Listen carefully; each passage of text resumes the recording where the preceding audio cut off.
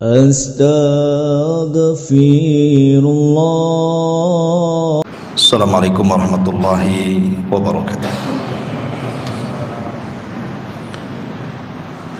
Alhamdulillah wassalatu wassalamu ala Rasulillah wa ala alihi wa sahbihi wa mawalah wa la hawla wa la quwwata illa billahi wa ba'du. Kita lanjutkan kajian kita, masih membahas kitab Syarhus Sunnah lil Imam Al-Barbahari rahimahullahu ta'ala. Kita masuk pada perkataan beliau, qala al-muallif rahimahullahu ta'ala, wa idza dhahara laka min insanin syai'un minal bid'i fahdharhu fa innal ladzi akhfa anka akthar mimma adhhar. Wa idza ra'aita ar-rajula radi'at tariqi wal madhhabi fasiqan fajiran sahiba ma'asin zaliman wa huwa min ahli sunnati fashabhu wajlis ma'ahu fa innahu laisa tadhurruka ma'siyatuhu.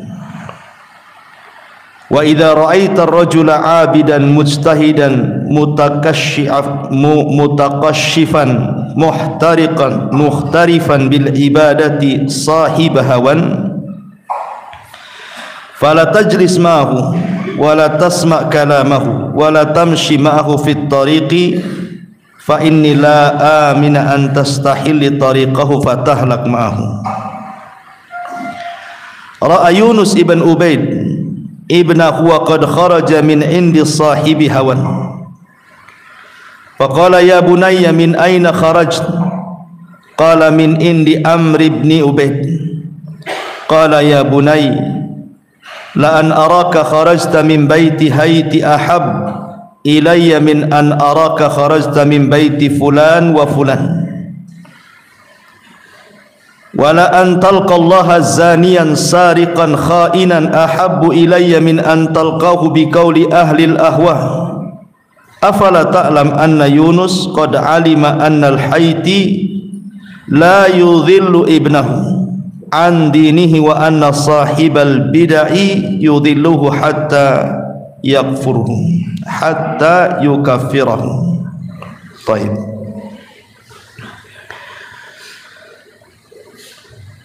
Mu'allif rahimahullahu ta'ala mengatakan,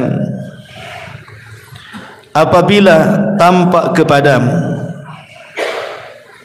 dari seseorang syai'un minal bid'ah, dia membawa perkara bid'ah, maka hati-hatilah dari dia, karena yang tersembunyi dari kamu lebih banyak daripada yang ditampakkannya. Dan apabila engkau melihat seseorang yang tersesat jalan dan madhab, dia orang fasik, orang jahat, tukang maksiat, zalim lagi, tetapi dia termasuk ahli sunnah, maka engkau boleh bersahabat dengan dia, boleh duduk bersama dia, karena maksiatnya tidak akan memadaratkan kamu.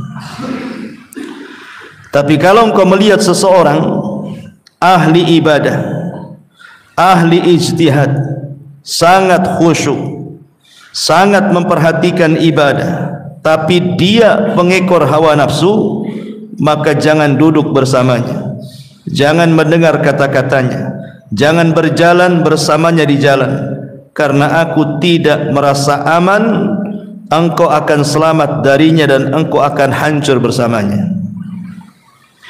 Yunus ibn Ubaid pernah melihat anaknya keluar dari seorang ahli bid'ah yang mengikuti hawa nafsunya. Maka Yunus ibn Ubaid mengatakan, wahai anakku, jika engkau keluar dan engkau keluar dari tempat pelacuran, lokalisasi lebih aku cintai dibandingkan engkau keluar dari rumah pemilik bid'ah fulan ibn fulan. Karena kalau engkau berjumpa dengan Allah, engkau berzinah, engkau mencuri, engkau berkhianat, itu lebih aku sukai dibandingkan engkau berjumpa dengan Allah membawa perkataan ahli bid'ah. Tidakkah engkau tahu bahwa Yunus mengetahui bahwa tempat lokalisasi itu tidak menyesatkan anaknya dari agamanya, tetapi pemilik bid'ah itu bisa menyesatkan anaknya, boleh jadi bisa sampai kepada tingkat kekufuran. Ini keras sekali bahasa Al-Imam Al-Barbahari rahimahullahu ta'ala berkenaan dengan ahli bid'ah ini. Ma'asyiral muslimin yang dimuliakan Allah subhanahu wa ta'ala, di sini mu'alif rahimahullahu ta'ala ingin menjelaskan kepada kita tentang perbedaan maksiat dengan bid'ah. Bahwa bid'ah itu dosa kedua terberat setelah kesyirikan. Jadi termasuk langkah-langkah syaitan itu, pertama syirik dulu, orang dibuat syirik. Kalau tidak bisa, maka setan akan membuat dia melakukan bid'ah. Kalau tidak bisa, maka setan akan menjerumuskan dia ke dosa besar, maksiat. Kalau tidak bisa, maka dijerumuskan ke dosa kecil. Kalau tidak bisa, maka dibuatnya dia melakukan hal-hal yang tidak ada manfaat dalam hidupnya. Begitulah khutuwati syaitan. Makanya Allah mengatakan wala tattabi'u khutuwati syaitan, jangan ikuti langkah-langkah syaitan. Ma'asyiral muslimin yang dimuliakan Allah azza wa jalla, kenapa kemudian mu'alif rahimahullahu ta'ala Imam Barbahari ini menjelaskan kepada kita bahwa maksiat itu lebih ringan dosanya dibandingkan bid'ah? Ingat, semua bid'ah itu maksiat, tapi tidak semua maksiat bid'ah. Itu kaidahnya kan begitu ya? Semua bid'ah maksiat, tapi tidak semua maksiat dia bid'ah. Pamannya mencuri, antum katakan ahli bid'ah? Ya enggak, ahli maksiat kan itu ya. Lalu apa bedanya? Kenapa bid'ah tingkatannya lebih tinggi dibandingkan maksiat? Pertama, ikhwan, kalau para pelaku maksiat itu mereka tahu bahwa mereka sedang melakukan maksiat. Orang mencuri tahu dia sedang mencuri, artinya sedang bermaksiat. Orang berzina dia tahu sedang bermaksiat, dia sedang berzina. Orang yang membunuh dia tahu bahwa dia sedang bermaksiat kepada Allah azza wa jalla. Sementara pelaku bid'ah itu dia tidak tahu dia sedang maksiat. Pelaku bid'ah itu tahunya sedang ibadah, sehingga dia tidak mengakui kalau dia sedang maksiat, padahal setiap bid'ah itu maksiat, tidak dikatakan kan. Tapi para pelaku bid'ah itu tidak menganggap dirinya sedang bermaksiat, bahkan sedang beribadah. Satu. Yang kedua, para pelaku maksiat pasti tidak menginginkan generasinya menjadi ahli maksiat. Tidak ada copet berdoa, ya Allah jadikan anakku semua turunan copet. Ada? Nggak ada. Ya. Pezina, ya Allah jadikan anakku pezina, kalau bisa dia buka lokalisasi. Ada? Nggak ada. Pembunuh, nggak mungkin. Jadi ahli maksiat nggak mungkin berdoa turunannya jadi ahli maksiat. Makanya ada istilah, sudahlah, sudah bapakmu jahat, janganlah kau jahat. Ada bahasa seperti itu dari orang tua, sudah cukup bapakmu saja yang jahat, kamu jangan jahat. Tapi para pelaku bid'ah tidak, dia akan mendoakan anaknya supaya sama dengan dirinya, supaya bahkan lebih hebat dibandingkan bid'ahnya. Terkadang dipesantrenkan dan begitu seterusnya kan itu, supaya lebih hebat lagi.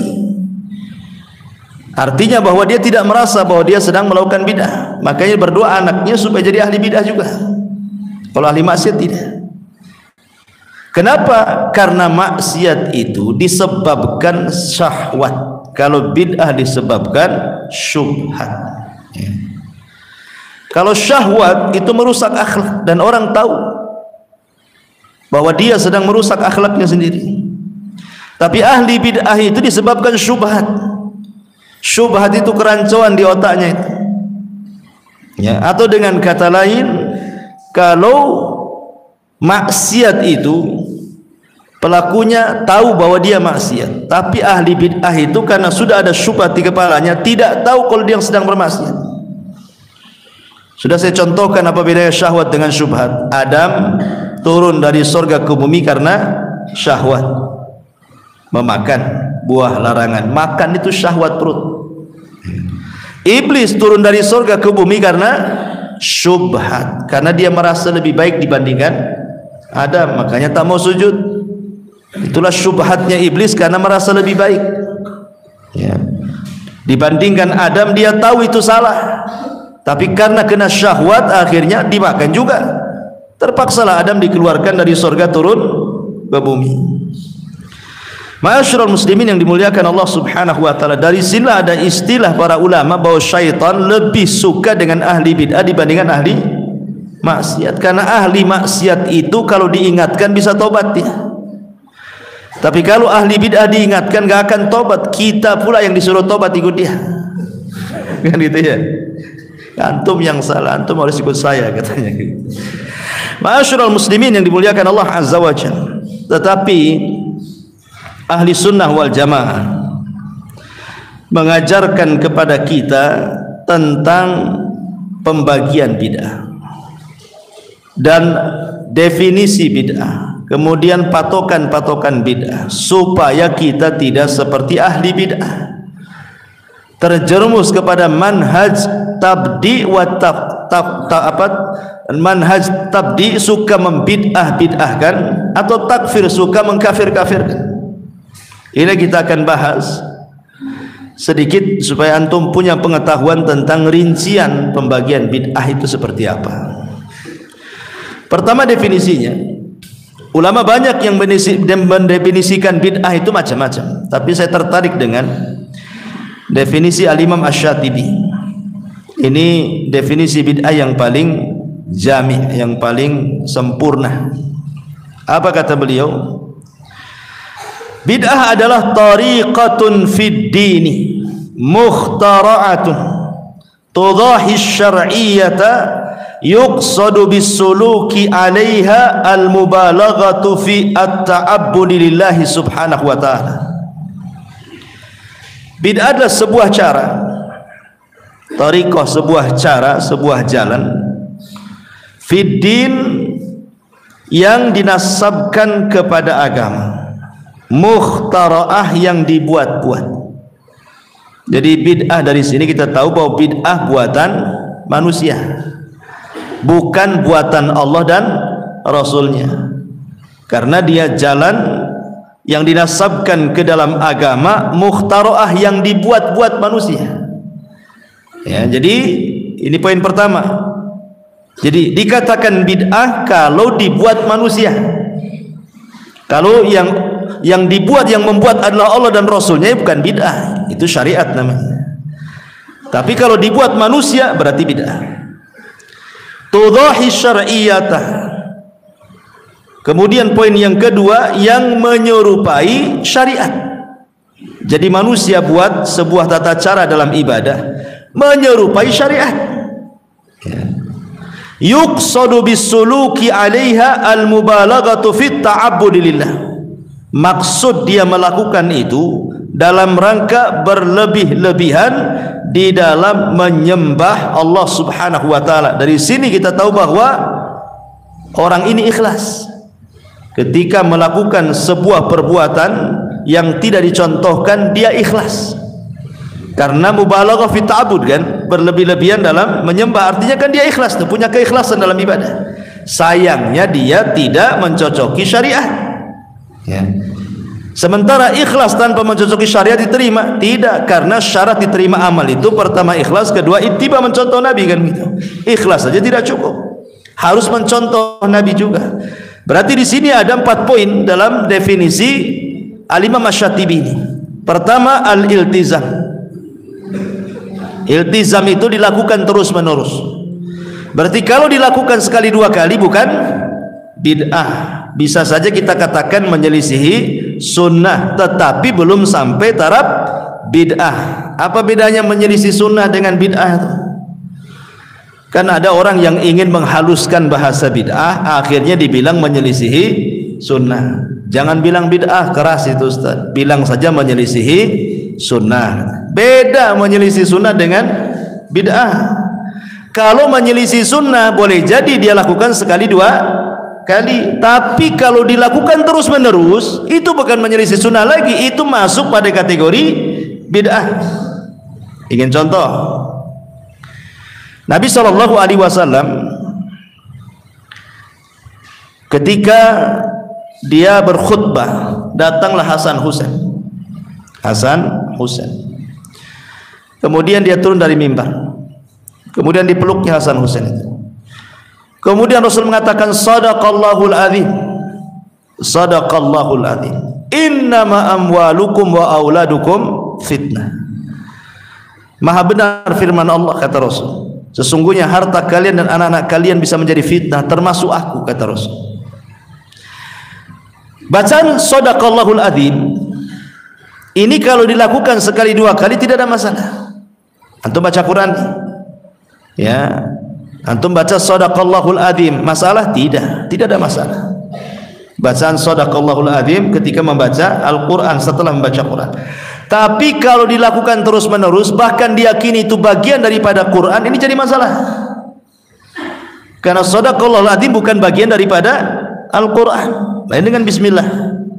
Nah, itu bisa terjerumus kepada bid'ah, ya kan? Karena iltizam ada terus-terusan. Sekali dilakukan, sekali-kali tidak bid'ah. Karena Rasul pernah membaca Sadaqallahul azim. Ya. Ini contoh, atau contoh yang lain yang mudah. Nabi SAW mengatakan apa? Ketika Nabi mensyariatkan berdoa, kata Rasul, berdoa itu seperti ini, jangan seperti ini. Kemudian di ujung hadis Rasul mengatakan apa? Tsumma afidu ala wujuhikum. Kemudian usaplah wajah-wajah kalian seperti ini. Kan ada, antum pernah melihat doa dibolak-balik tangannya? Ya kan? Kalau doa bala begini, kalau doa baik begini. Biasanya dalam qunut subuh tuh biasanya. Ya. Nggak ada doa itu seperti ini, nggak ada begini. Doa begini. Ya. Mau bala, mau baik begini. Ini perintah Nabi. Ya. Kemudian ada tambahan, tsumma afidu ala wujuhikum, kemudian diusapkan ke wajah kalian. Sebenarnya mengatakan, kalau sekali-kali antum mengusap wajah tidak ada masalah. Setiap doa ya, setelah selesai doa. Tapi kalau dijadikan terus-menerus, ini perlu dalil. Karena kalimat tsumma afidu ala wujuhikum ini lemah hadisnya. Tentang mengusap muka setelah berdoa, ini hadisnya dhaif, lemah. Jadi kalau dilakukan terus menerus bisa menjadi bid'ah, kan begitu ya. Kalau sekali-kali tidak ada masalah. Karena tidak ada iltizam di sini. Ini satu. Yang kedua, bid'ah itu buatan manusia. Ingat, bid'ah itu buatan manusia. Kalau buatan Allah dan Rasulnya itu syariat namanya. Dan tidak ada masalah dengan syariat. Bahkan dianjurkan, bahkan bisa wajib. Tapi kalau buatan manusia, maka Allah Subhanahu wa taala katakan, am lahum syuraka syara'u lahum minad dini ma lam ya'dzan bihillah. Apakah di sana ada sekutu-sekutu selain Allah yang mengizinkan untuk melakukan syariat? Tidak. Allah tidak mengizinkan itu. Maka bid'ah harus buatan manusia. Kalau bukan buatan manusia, bukan bid'ah. Maksudnya Allah syariatkan, Rasul syariatkan, itu bukan bid'ah. Jadi yang kedua harus manusia yang buat. Manusia yang buat, gitu ya. Kemudian yang ketiga, menyerupai syariat. Menyerupai syariat. Ya, seperti namanya ada namanya bid'ah idhafi. Bid'ah yang dinasabkan kepada ibadah, yang disandarkan kepada ibadah. Ibadahnya syar'i sebenarnya, diperintahkan. Cuma ditempeli bid'ah di situ. Contoh namanya yang ditempeli bid'ah adalah zikir. Zikir kan boleh-boleh saja. Subhanallah, subhanallah, subhanallah, hamdillah, hamdillah, hamdillah, Allahu akbar, Allahu akbar. Kan boleh-boleh saja. Bahkan dianjurkan selepas sholat kan. Tapi kalau kemudian antum buat tambahan, Yang kata Nabi SAW, tasbih 33, takbir 33, tahmid 33, genapkan la ilaha illallah menjadi 100. Antum buat 200. Berarti yang tambahan itu bukan suruhan, tapi antum yang buat kan? Dinasabkan seolah-olah bagian daripada agama, karena bacaannya sama, cuman yang beda hitungannya. Ya, hitungannya tidak diajarkan, antum buat sendiri. Nah, ini namanya menyerupai syariat kan itu. Ya. Kemudian yang keempat dalam takrifnya Syatibi ini bahwa ikhlas saja tidak cukup, tetapi harus adanya ittiba. Ustadz ini kan baik, masa kumpul-kumpul baca-baca zikir, masa tak boleh kan itu. Ini kan baik. Iya, setiap yang baik itu belum tentu benar. Ya, baik itu ikhlas, benar itu ittiba, mencontoh Nabi. Ya, itu yang harus dipahami di sini. Ya, taib. Ma'asyiral muslimin yang dimuliakan Allah Azza wa Jalla. Sebagian para ulama berselisih pendapat tentang mafhum daripada bid'ah, pengertian daripada bid'ah. Maksudnya ada sebagian para ulama itu yang menyempitkan makna bid'ah, ada yang meluaskan makna bid'ah. Seperti yang menyempitkan makna bid'ah adalah Imam Syatibi sendiri di sini. Al-Imam Asy-Syatibi rahimahullahu taala, kemudian juga Imam Ibnu Rajab Al-Hambali, kemudian Al-Imam Az-Zarkashi, ya. Az-Zarkashi seorang mazhab Syafi'i, dan yang lainnya, Imam Ahmad dan yang lainnya, menyempitkan makna bid'ah, bahwa setiap bid'ah itu sesat. Ya, bahwa setiap bid'ah itu sesat. Artinya tidak ada bid'ah yang hasanah itu. Ini pendapat yang pertama. Dia menyempitkan makna bid'ah. Dia zahir hadis mengatakan kullu bid'atin dhalalah ya dhalalah gitu. Setiap bid'ah sesat ya sesat. Selesai sampai di sini. Ya. Tapi ada yang meluaskan makna bid'ah. Seperti siapa? Imam Syafi'i, Imam Ibnu Hazm Al-Zahiri, dan sebagian madhab Malikiyah seperti Ibnul Arabi, Al-Qarafi, Al-Qadiyad, kemudian As-Suyuti, Al-Iz Ibn Abdissalam dan yang lainnya. Dia meluaskan bahwa bid'ah itu ada dua. Ada bid'atun dhalalatun, ada bid'atun hasanatun. Ada bid'atun mahmudatun, ada bid'atun madhmumatun. Ada bid'ah yang sesat, ada bid'ah yang baik. Ada bid'ah yang tercela, ada yang bid'ah yang terpuji. Jadi ini ulama yang kedua meluaskan mana bid'ah. Jadi tidak semua bid'ah sesat, tapi juga ada yang baik. Tidak semua bid'ah yang tercela, ada juga yang terpuji. Bahkan Al-Iz Ibn Abdissalam, beliau membagi bid'ah itu ada 5. Pertama bid'ah wajib, kedua bid'ah sunnah, ketiga bid'ah mubah, keempat bid'ah makruh, keenam bid'ah haram. Ya. Kenapa kemudian ada yang meluaskan mana bid'ah dhalalah dan hasanah? Dan apa bedanya dengan pendapat yang pertama yang hanya membatasi bid'ah itu sesat? Apakah perselisihannya memang perselisihan hanya sekedar perselisihan lafaz saja?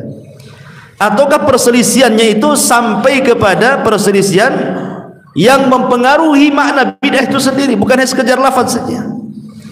Baik, kita akan luaskan, ambil contoh saja pengertian Al-Iz Ibn Abdissalam, pengarang kitab Ma'ruf Al-Iz bin Abdissalam, karya-karya beliau banyak. Beliau membagi bid'ah itu ada 2. Ada bid'ah dhalalah, ada bid'ah hasanah. Kemudian bid'ah 5 lagi sama dia. Ya, bid'ah dhalalah dan hasanah itu dibagi 5. Ada bid'ah wajib, bid'ah sunnah, bid'ah mubah, bid'ah makruh, bid'ah haram. Kita lihat contoh-contoh yang beliau katakan. Yang pertama, beliau mengatakan bid'ah wajib. Mana ini kok bid'ah, kok wajib berbuat bid'ah, ini gimana ceritanya? Wajib buat bid'ah antum. Contohnya apa?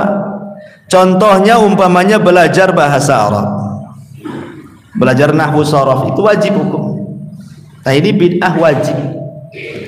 Atau dalam ilmu hadis umpamanya belajar al-jarh wa ta'dil, supaya bisa membedakan mana hadis sahih mana hadis dhaif. Ini wajib hukumnya. Lah ini bid'ah wajib. Tetapi bagi pendapat ulama yang pertama bahwa tidak ada bid'ah yang baik, semua bid'ah sesat, mengatakan bukan diistilahkan bid'ah wajib, tapi diistilahkan masalihul mursalah namanya. Dalam ilmu usul masalihul mursalah itu ada sebuah kaidah, ma la yatimul wajib illa bihi fahuwa wajib. Tidaklah sempurna sebuah kewajiban kecuali dengan sesuatu tadi, maka sesuatu itu menjadi wajib.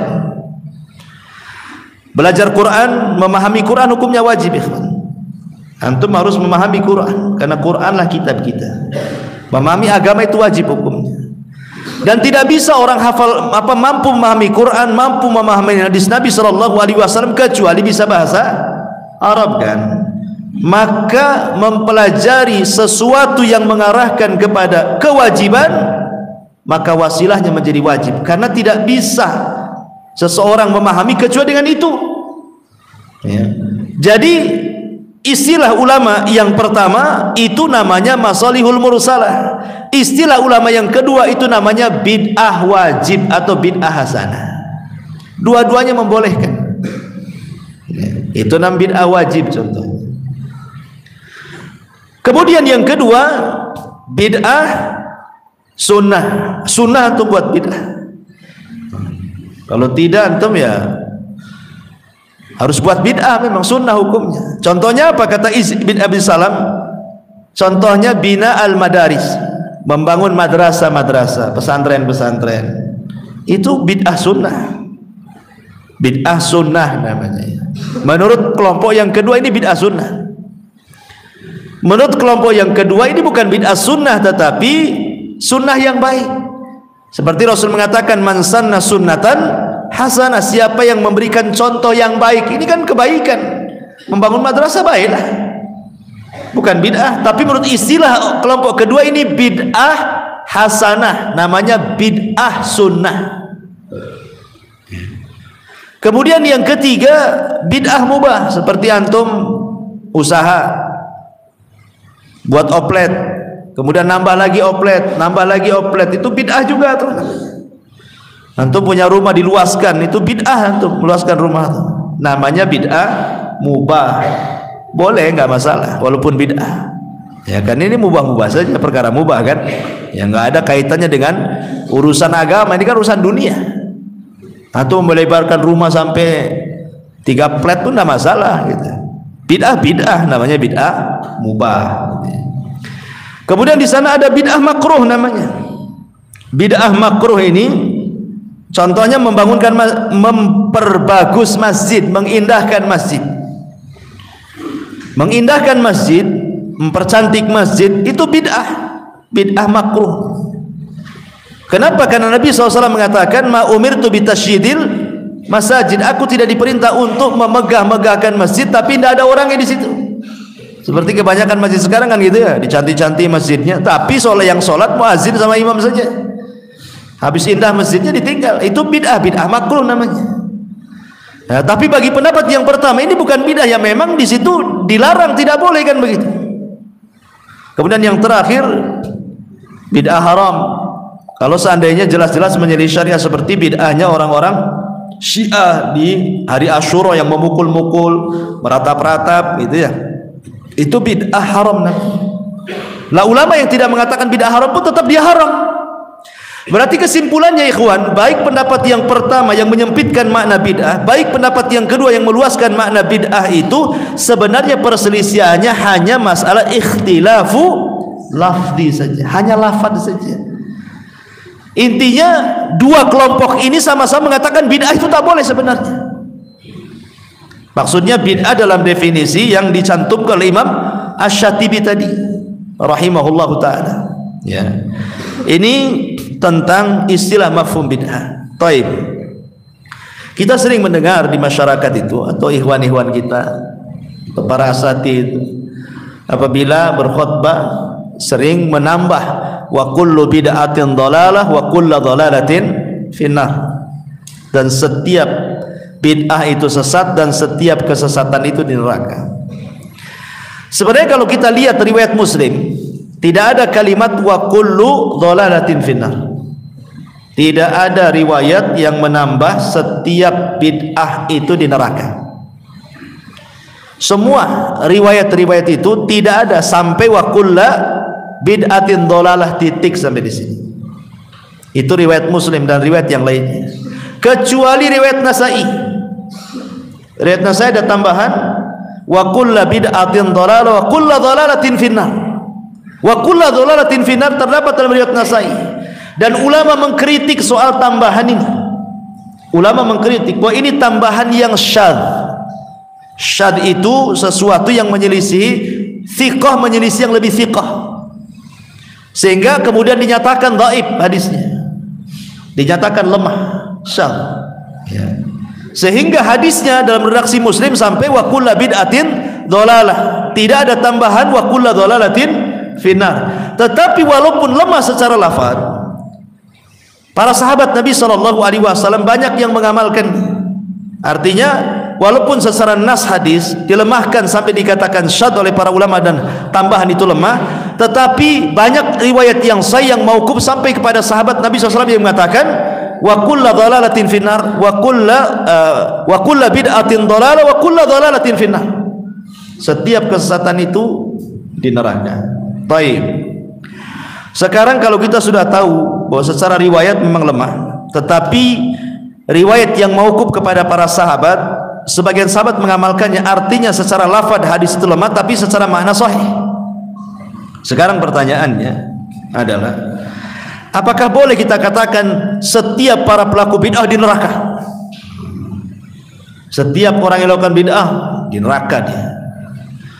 Kamu jangan buat bid'ah nanti kau masuk neraka kau, katanya. Ini biasanya kenceng-kenceng kayak gini yang baru ngaji biasanya. Kenceng-kenceng langsung main neraka-neraka saja ya. Sampai orang tuanya dibilang di neraka gitu. Di sini ada khilaf ulama ikhwan, ada 3 pendapat. Antum harus pahami supaya jangan suka memponis-ponis sedikit-sedikit di neraka, sedikit di neraka gitu. Ada 3 pendapat. Pendapat yang pertama, bahwa setiap bid'ah itu neraka, bahkan kekal di neraka. Ini pendapat pertama. Setiap bid'ah itu di neraka, bahkan kekal lagi di neraka. Dan ini pendapat orang-orang Khawarij. Ini pendapat orang-orang Mu'tazilah dan ini pendapat orang-orang Jahmiyah. 3 kelompok ini sesat semuanya. Khawarij, Mu'tazilah, Jahmiyah mengatakan para pelaku bid'ah di neraka, bahkan kekal di neraka. Ini satu. Kelompok yang kedua dibagi bid'ahnya. Ada bid'ah dalam perkara ahkam, hukum-hukum ibadah ya, maka tidak di neraka. Ada bid'ah dalam permasalahan ilmi, i'tiqadi, keyakinan, baru di neraka. Jadi lihat bid'ahnya. Kalau dalam masalah i'tiqad, keyakinan, kalau dia buat bid'ah di neraka ya. Tapi kalau masalah ibadah, hukum-hukum, tidak di neraka. Ini pembagian bid'ah seperti ini adalah pembagian ahli kalam dari kalangan Mu'tazilah dan yang lainnya ya. Kemudian yang ketiga, dan ini pendapat ahli sunnah. Ini pendapat ahli sunnah ikhwan ya, untuk pahami pendapat ahli sunnah. Ahli sunnah membagi bid'ah itu ada 2. Ada bid'ah mukaffirah, ada bid'ah tidak mukaffir. Ada bid'ah yang menjadikan pelakunya kafir, ada bid'ah yang menjadikan pelakunya tidak kafir, mungkin fasik saja. Kalau bid'ah itu sampai ke taraf kekafiran, baik masalah ibadah ataupun masalah i'tiqad, maka dia di neraka. Orang kafir kan berarti sudah sampai taraf kafir kan gitu ya. Tapi kalau bid'ahnya tidak sampai ke taraf kekafiran, maka ini tahta masyiatillah, di bawah kepada kehendak Allah. Kalau Allah mau ya Allah ampuni, kalau Allah tidak mau ya Allah masukkan ke neraka dulu baru Allah masukkan ke surga, kan begitu. Inilah pendapat ahli sunnah, supaya kita tidak gegabah mengatakan fulan ahli bid'ah, fulan di neraka, dikit-dikit di neraka, dikit-dikit neraka. Jangan seperti itu. Kita bagi dulu bid'ahnya, apakah sampai taraf kekufuran atau tidak. Kalau sampai taraf kekufuran, nanti saya jelaskan dobitnya sampai taraf kekufuran itu seperti apa ya. Tapi antum paham dulu, ahli sunnah mengatakan kalau sampai taraf kekufuran neraka. Jelas itu terancam dengan neraka. Tapi kalau tidak, itu kembali kepada tahta masyiatillah, kehendak Allah Azza wa Jalla. Pertanyaannya, kapan orang ini ketika melakukan bid'ah sampai taraf kekufuran sehingga terancam neraka? Ini ada 3 ya. 1, kalau dia mengingkari sesuatu yang ma'lumun fid dini bid-darurah, sesuatu yang jelas dalam Islam, tidak perlu lagi orang itu dijelaskan. Salat 5 waktu jelas, nggak perlu lagi dijelaskan. Puasa Ramadan jelas, zakat jelas, haji jelas. Kalau perkara ini diingkari, kufur dia. 1 ya. Yang kedua, menghalalkan yang haram, mengharamkan yang halal. Allah katakan halal, antum pula katakan haram. Allah katakan haram, antum pula halalkan. Zina haram, antum katakan halal. Khamar Allah haramkan, antum katakan halal. Dan begitu seterusnya. Kalau menghalalkan yang Allah haramkan atau mengharamkan yang Allah halalkan, maka ini masuk pada mukaffirah. Tidak boleh menghalalkan yang diharamkan atau mengharamkan yang dihalalkan. Atau yang ketiga, sesuatu yang disucikan oleh Allah dalam Al-Quran dan juga sesuatu yang disucikan oleh Nabi SAW dalam sunnah, dalam bab nama dan sifat bagi Allah, tidak boleh diingkari. Allah sudah tetapkan dalam Quran, Nabi sudah tetapkan nama-nama dan sifat-sifat bagi Allah, tiba-tiba diingkari seperti bid'ahnya Jahmiyah. Mereka mengingkari nama dan sifat bagi Allah secara mutlak, kafir. Makanya Jahmiyah tidak dimasukkan dalam 73 kelompok yang terpecah itu, karena 72 terancam neraka, mereka masih Islam. Yang 72 terancam neraka itu mereka masih Islam. Yang 1 direct masuk surga. Tapi Jahmiyah tidak masuk di situ. Kenapa? Karena ulama sepakat Jahmiyah itu kelompok kafir.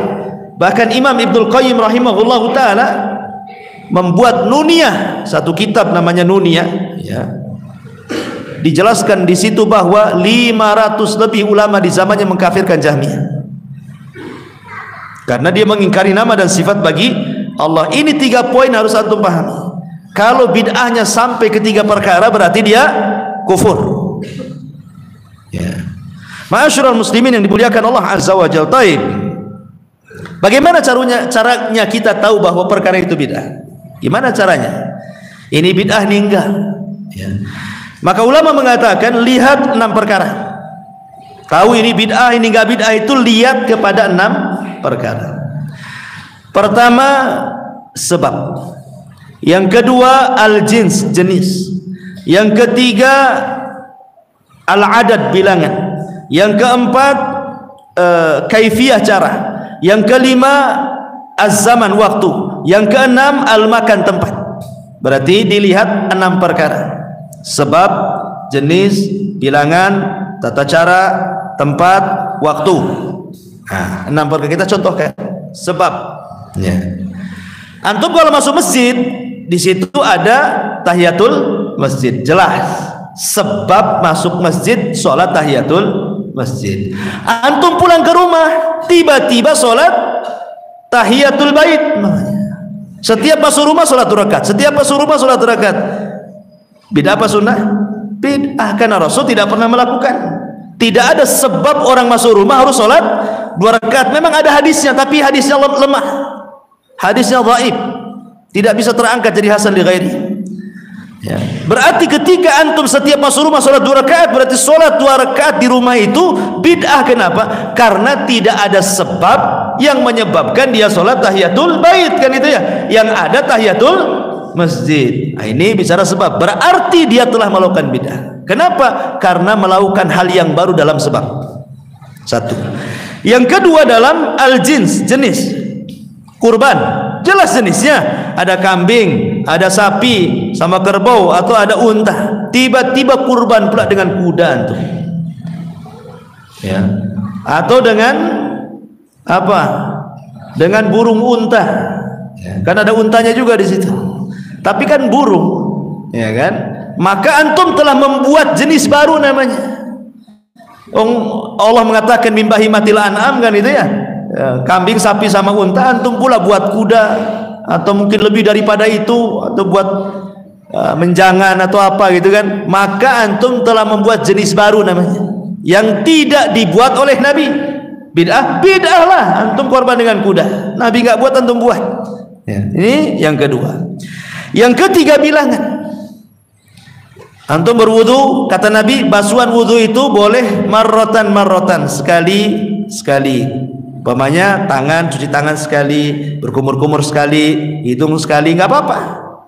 Atau 2 kali, atau 3 kali, maksimal 3 kali. Basuhan yang pertama wajib, 2, 3 itu sunnah hukumnya. Tiba-tiba antum buat baru, dibuat 5 basuhan, biar bersih Ustadz katanya. Niatnya bagus kan? Ikhlas, biar bersih. Banyak basuhan makin banyak pahala. Kata siapa? Kan gitu ya. Boleh ikhlas, harus mencocoki syariat. Rasul tidak buat lebih daripada 3. Makanya Rasul mengatakan, faman zada faqad asa'a wa zalama. Siapa yang menambah dari 3 basuhan, dia telah salah dan telah berbuat zalim. Berarti antum sudah buat kaifiyah cara sendiri. Bilangannya nggak seperti itu. Ya, maksimal 3 kali. Ketika kalau lebih dari 3 kali, antum buat bid'ah dalam wudu namanya. Kemudian contoh yang ketiga, yang keempat, tata cara. Salat itu kan jelas tata caranya. Takbiratul ihram, iftitah, Fatihah, kemudian baca Quran gitu ya. Kemudian ruku, kemudian i'tidal, kemudian sujud. Ini tidak. Habis baca Quran itu langsung sujud. Ya. Langsung sujud, bukan karena lupa, enggak, memang langsung sujud. Habis itu sujud ruku. Ini tadi bolak-balik antum namanya salatnya. Antum buat salat sendiri namanya. Nabi enggak buat kayak gitu. Kan ada itu saya lihat di YouTube itu sampai rukunya 10 kali itu. Itu salat apa itu? Salat orang mabok tuh. Jadi ini namanya dia buat-buat dalam kaifiyah cara. Berarti antum sudah melakukan bid'ah karena caranya tidak ada seperti itu. Sementara Rasul mengatakan sallu kama ra'aitumuni usolli, salatlah kalian sebagaimana kalian melihat aku salat. Kemudian dalam masalah waktu, ya, waktu ma'asyiral muslimin yang dimuliakan Allah Azza wa sudah jelas masalah waktu itu kan. Seperti memangnya ada waktu-waktu orang tidak boleh puasa ketika Id. Ketika Id, baik Idul Fitri atau Idul Adha tidak boleh puasa kan. Rasul mengatakan ketika bicara ayyamu tasyrik, ayyamu aklin wa syurbin. Hari tasyrik itu hari makan dan minum-minum. Tiba-tiba antum puasa pula. Berarti antum buat bid'ah dalam puasa. Kenapa? Dalam waktu. Waktu yang dilarang antum pula puasa, enggak dilarang tak mau puasa. Ini gimana ceritanya? Kan itu. Jadi atau sholat di waktu-waktu yang terlarang itu bid'ah dalam sholat. Ya, jadi itu juga contoh ataupun tempat. Kalau tempat nih macam kayak orang Syiah haji bukannya ke Mekah, ke Karbala pula, ke Irak sana. Ka'bahnya di Irak. Ini sudah bid'ah namanya. Ya, membuat tempat baru namanya kan. Nah, ini namanya cara mengetahui bid'ah. Cara mengetahui bid'ah dari 6 perkara. Saya ulangi. 1, lihat sebab. 2, lihat jenis. 3, lihat bilangan. 4, lihat cara. 5, lihat waktu. 6, lihat tempat. 6 perkara ini kalau mencocoki syariat, maka antum sedang ittiba mencontoh Nabi. Tapi kalau menyelisih syariat, berarti antum telah melakukan bid'ah di 6 perkara ini. Begitu cara tahunya, ini bid'ah ataukah tidak. Ini bid'ah ataukah tidak, lihat dari 6 perkara ini. Baik. Ada sebagian perkara yang itu sunnah tapi dianggap bid'ah. Karena mungkin sunnah itu mahjur, ditinggalkan orang, sekali diamalkan orang dianggap bid'ah. Nah, itu bukan bid'ah namanya. Seperti mamanya duduk iq'a dalam sholat itu. Ketika di antara 2 sujud menegakkan telapak kaki gitu kan. Mungkin bagi orang awam ini kan aneh nih. Aneh duduknya katanya. Tapi kan ini sunnah mahjur, ini bukan bid'ah. Ya, karena ini sunnah cuman ditinggalkan orang. Ketika antum mengamalkan, antum dianggap aneh. Antum bukan sedang membuat bid'ah, tetapi antum sedang menghidupkan sunnah. Atau mamanya hadis Nabi SAW, kebiasaan para sahabat nih kalau habis majelis, mamanya ngobrol di warung, ya antum ngobrol lah di warung atau ngobrol apa rapat gitu. Biasa sahabat itu sebelum pergi dia membaca surah Al-Asr. Ya. Jadi kalau habis ngopi bareng-bareng ngobrol, pas pulang sebentar jangan pulang dulu. A'udzubillahi minasyaitonir rajim wal asri innal insana lafi khusrin illal ladzina amanu wa amilus solihati wa tawassaw bil haqqi. Dah, bubar. Itu sunnah hukumnya. Ya. Tapi kan sunnah ini kan mahjur, ditinggalkan kan. Nah, tiba-tiba antum lakukan seperti itu kan aneh. Aneh, ngapain ngebaca Al-Quran di sini? Apa dia bidah? Tidak. Memang itu perintahnya seperti itu. Cuman ada sunnah yang ditinggalkan. Kalau sunnah ditinggalkan antum kerjakan, bidah bukan. Antum sedang menghidupkan sunnah, cuman dianggap aneh sama orang. Nah, ini juga yang antum harus pahami. Kemudian ada perkara-perkara bid'ah. Bid'ah di satu sisi, tidak bid'ah di sisi yang lain. Disebabkan karena masalah riwayat-riwayat yang oleh sebagian para ulama dilemahkan, sebagian ulama yang lain disohehkan. Contoh masalah kunut subuh. Ya. Bagi pendapat ulama yang mengatakan oh ini tambahannya lemah, seperti Nabi SAW yaknut hatta faraqad dunya, Rasul kunut sampai meninggal. Ini tambahan yang terdapat dalam Daruqutni kan menjadi khilaf para ulama. Imam Syafi'i mensohhikan itu tambahan, Imam Ahmad melemahkan kan itu. Bagi pendapat yang melemahkan berarti kunut subuh bid'ah. Bagi pendapat yang mensohhikan berarti kunut subuh disyariatkan. Nah, dalam masalah ini tidak perlu keras, karena ada ulama membolehkan, ada yang tidak. Sudah azan ya. Oke, azan dulu, nanti kita lanjutkan sedikit.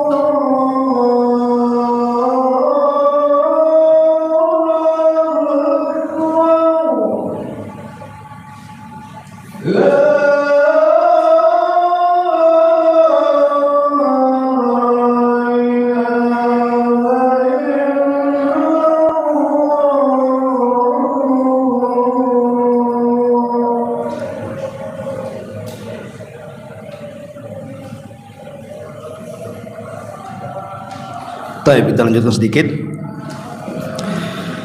Jadi saya contohkan tadi ada perkara-perkara dianggap bid'ah dan tidaknya itu karena sebuah riwayat yang satu mensahihkan, yang satu melemahkan. Contoh umpamanya sholat tasbih. Sebagian ulama mengatakan bid'ah sholat tasbih, tapi sebagian ulama sunnah hukumnya, seperti Syekh Nasiruddin Al-Albani menghasankan hadisnya. Hadis tentang sholat tasbih, Syekh Al-Albani dia menghasankan hadisnya. Jadi sholat tasbih itu sunnah hukumnya bagi yang menghasankan hadisnya, kan itu. Tapi ulama-ulama pendahulu Syekh Nasiruddin Al-Albani mengatakan riwayat-riwayat sholat tasbih lemah, berarti kalau dilakukan bid'ah. Berarti ada yang membolehkan sholat tasbih, ada yang tidak membolehkan. Ada yang mengatakan sunnah, ada yang mengatakan bid'ah. Karena apa? Riwayatnya ada yang mensahihkan, ada yang melemahkan, ya. Atau contoh seperti yang sudah saya jelaskan di awal, mengusap muka dalam berdoa. Setelah berdoa diusap begini. Sebagian ulama mengatakan sahih hadisnya. Makanya kalau ada yang mengusap, ya memang disahihkan hadisnya menurut dia, kan itu. Tapi yang melemahkan hadis mengusap wajah ketika doa, ya bid'ah bagi dia. Makanya jangan gegabah kemudian kita langsung memponis, kan? Langsung diponis, oh, itu bid'ah itu. Apain kau usap-usap wajah antum itu? Kalau disodorkan nih riwayatnya ada, ini ulama yang mensahihkan, antum bisa apa? Kan itu. Kayak kunut, pamai dikit-dikit kunut bid'ah. Nanti dikeluarkanlah pendapat Imam Syafi'i. Emang antum lebih cerdas daripada Syafi'i? Ah, digituin pula pusing antum jadi. Ya. Jadi lihat, ya kan, lihat temanya di sini. Atau contohnya umpamanya meletakkan pelepah kurma di kuburan. Ada hadis Nabi SAW ketika Rasul mampir di kuburan, ada dua orang yang dikubur itu sedang disiksa. Oleh Nabi SAW pelepah kurma yang masih basah dibelah jadi dua, ditancapkan. Sebagian ulama mengatakan ini khususnya Nabi, berarti umatnya tidak boleh melakukannya. Berarti kalau melakukannya bid'ah, karena ini khususnya Nabi. Nabi dapat mukjizat, Nabi tahu di kuburan ini sedang disiksa, makanya Rasul menancapkan supaya ringan siksaannya. Lah antum memang tahu yang di kubur itu disiksa atau enggak, kok main tancap suudon antum. Berarti itu khususnya Nabi. Tapi pendapat yang kedua, lah bukankah sunnah itu setiap perbuatan, setiap ucapan, setiap penetapan Nabi? Ya namanya sunnah, Nabi lakukannya kita lakukan, lah itu kan sunnah. Tapi siapa? Kan sunnah, kan ini kan Nabi yang lakukan. Kalau saya mencontoh Nabi masa salah? Jadi yang perkara-perkara seperti ini, ikhwan, kita tidak bisa keras. Ya. Tidak bisa kemudian kalau antum tidak paham rinciannya, jangan orang baru hijrah kemudian main bid'ah saja, tidak begitu. Jadi tetap ada rinciannya supaya kita tidak seperti Khawarij, ya, yang mudah membid'ah-bid'ahkan, mudah mengkafir-kafirkan. Walaupun demikian, tetap yang namanya bid'ah itu dicela. Dalam sebuah hadis Nabi SAW ketika berbicara tentang masalah telaga, kata Nabi SAW, ana faratukum alal haudi, aku menunggu kalian di telaga. Maka datanglah umat Nabi SAW minum satu persatu, dan yang pertama adalah Ahlul Yaman. Tiba-tiba ketika sudah selesai ini umat Rasul minum semua, datanglah sekelompok orang yang belum minum. Tiba-tiba diusir malaikat. Kemudian Rasul mengatakan ashabi ashabi, dalam riwayat ummati ummati. Ya Rabb, itu kan sahabatku, dalam riwayat itu kan umatku. Maka kemudian Nabi SAW dikatakan kepadanya, innaka la tadri ma ahdatsu ba'daka innahum ghayyaru wa baddalu. Wahai Muhammad, engkau tidak tahu apa yang terjadi dengan mereka. Mereka telah merubah-rubah sunnahmu dan telah merubah-rubah petunjukmu. Ingat di sini ancaman kepada siapa? Para pelaku bid'ah. Ya. Mereka terancam tidak akan minum dari telaga Nabi. Orang yang merubah-rubah sunnah dan merubah-rubah petunjuk Nabi terancam tidak minum dari telaga Nabi. Kemudian juga yang kedua, hadis Nabi SAW bahwa man awa muhditsan fa alaihi la'natullahi wal malaikati wan nasi ajmain. Man awa muhditsa, barang siapa yang melindungi muhdits. Ada dua penafsiran ulama. Muhdits itu artinya para pelaku zalim. Siapa yang melindungi orang-orang zalim, seperti maaf para pengacara, hati-hati.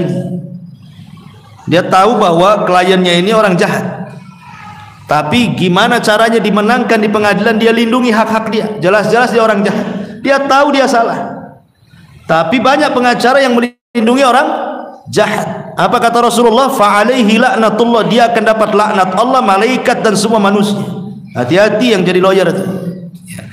Kemudian makna yang kedua, muhditsah, ya artinya membuat bid'ah, sebagaimana hadis Aisyah radhiyallahu anha, man ahdatsa fi amrina hadza, barang siapa yang buat-buat, maksudnya buat-buat bid'ah dalam agama, maka dia dapat laknat dari Allah, dari malaikat dan dari semua manusia, terancam laknat.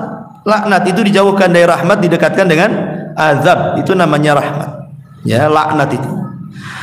Kemudian juga di antara pengaruhnya adalah ada muqabuli amalil mubtadi, amalannya tidak akan diterima walaupun lelah letih antum lakukan. Antum sudah menghabiskan waktu, tenaga, biaya, sampai nyawa pun antum jadi taruhannya. Kalau yang dilakukan itu bid'ah, percuma. Qul hal unabbiukum bil akhsarina a'mala alladzina dhalla sa'yuhum fil hayati dunya wa hum yahsabuna annahum yuhsinuna sun'ah. Kata Allah, maukah kuhabarkan kepada kalian amalan yang sia-sia dilakukan? Mereka orang-orang yang melakukan perbuatan menyangka bahwa amalan itu baik, padahal amalan itu sia-sia. Mereka para pelaku bid'ah. Amilatun nasibah tasla naran hamiyah. Ada orang lelah, letih, tahu ujung-ujungnya masuk neraka. Sebagian ulama tafsir mengatakan bahwa ayat ini diisyaratkan kepada khawarij. Amilatun nasibah tasla naran hamiyah. Lihat orang-orang khawarij itu, dikatakan oleh Nabi SAW, solat mereka lebih hebat dibandingkan solat kalian, qiyamul lail mereka lebih hebat dibandingkan qiyamul lail kalian, baca Quran mereka lebih hebat dibandingkan baca Quran kalian. Tapi tidak sampai di tenggorokan mereka Qurannya itu, mereka meresat dari Islam seperti anak panah dari busurnya, kata Rasul. Amilatun nasibah tasla naran hamiyah. Lelah solat, puasa, baca Quran, ujung-ujungnya masuk neraka. Kilabi ahli nar, kata Rasul. Kilabu ahli nar, anjing-anjingnya neraka, kata Nabi, orang-orang khawarij. Ya, jadi jangan lelah letih kita di dunia melakukan amalan tapi ditolakkan begitu, capek, jadi habis tenaga, habis waktu, habis biaya. Kemudian ada mutaufiq lit taubah, dikhawatirkan tidak mendapatkan taubat, taufik untuk bertobat karena keasikan dengan bid'ah dia, akhirnya dia lupa sehingga akhirnya mati di atas bid'ah. Karena saya katakan tadi bahwa para pelaku bid'ah menyangka bahwa dia di atas kebaikan, lain dengan pelaku maksiat kan, sehingga taufik tobatnya itu agak sulit. Dan banyak lagi tentang bahaya-bahaya bid'ah di dalam Islam. Tetapi antum harus pahami antara pelaku bid'ah dan ahli bid'ah. Pelaku bid'ah itu dia tidak mendakwahkan bid'ahnya, dia dikonsumsi sendiri, itu namanya pelaku bid'ah. Tapi kalau ahli bid'ah itu bid'ahnya ngajak-ngajak orang, dia melakukan bid'ah, dia juga ngajak. Disitulah nanti turunannya hukumnya apabila antum sholat di belakang ahli bid'ah dan pelaku bid'ah. Lihat imamnya, kalau imamnya pelaku bid'ah, dia bid'ahnya dikonsumsi sendiri, tidak ada masalah. Tapi kalau dia ahli bid'ah, ngajak-ngajak orang pula, berarti ahli bid'ah, berarti sholatnya makruh di belakang. Itu nanti ke situ tuh turunan hukumnya, ya. Wallahu a'lam bishawab. Mudah-mudahan singkat, padat, dipahami. Subhanallah bihamdika, asyhadu an la ilaha illa anta, astaghfiruka wa atubu ilaik. Wallahu ta'ala alam. Assalamualaikum warahmatullahi wabarakatuh.